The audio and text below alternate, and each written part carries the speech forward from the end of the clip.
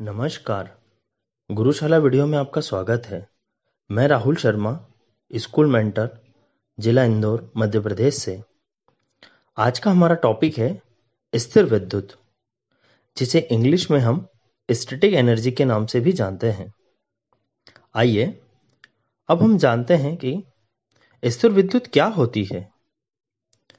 पदार्थों को आपस में परस्पर रगड़ने से उस पर जो आवेश की मात्रा संचित होती है उसे स्थिर विद्युत कहा जाता है।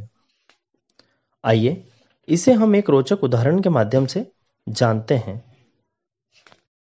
जब हम किसी कंघे को हमारे बालों के साथ परस्पर रगड़ते हैं तो वह कंघा चार्ज हो जाता है, अर्थात उस कंघे में आवेश उत्पन्न हो जाते हैं।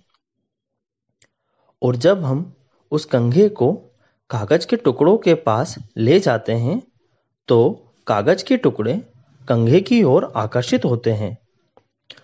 चूंकि कंघा विद्युत का कुचालक होता है तो उसमें उत्पन्न आवेश आगे नहीं बढ़ते हैं तथा कंघे में ही स्थिर रहते हैं। इसे ही हम स्थिर विद्युत कहते हैं।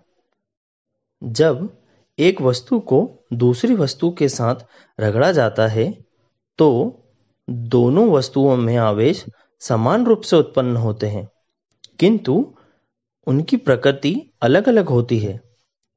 एक वस्तु पर उत्पन्न आवेश को ऋण आवेश कहते हैं, जिसे हम ऋण के चिन्ह से दर्शाते हैं, तथा दूसरी वस्तु पर उत्पन्न आवेश को हम धन आवेश कहते हैं, जिसे धनात्मक के चिन्ह के साथ में दर्शाया जाता है।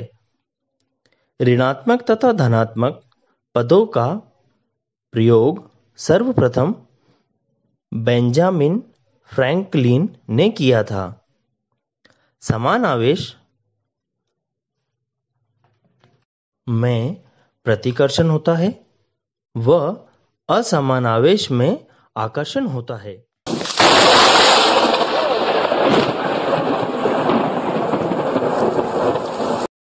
यह क्या था? जी हाँ, सही पहचाना आपने। यह आसमान में चमकती हुई बिजली थी। आसमान में चमकती हुई बिजली भी स्थिर विद्युत का ही एक उदाहरण है।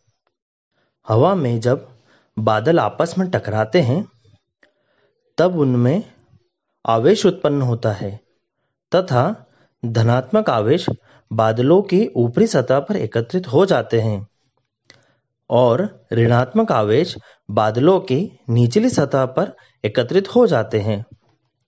जब दोनों सतह पर आवेशों की संख्या बहुत ज्यादा हो जाती है तब हवा इनके प्रवाह को नहीं रोक पाती है तथा धनात्मक आवेश और ऋणात्मक आवेश आपस में टकराते हैं, जिसके कारण तेज प्रकाश आवाज के साथ में उत्पन्न होता है।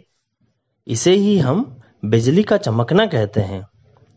आज के इस अध्याय में इतना ही। धन्यवाद।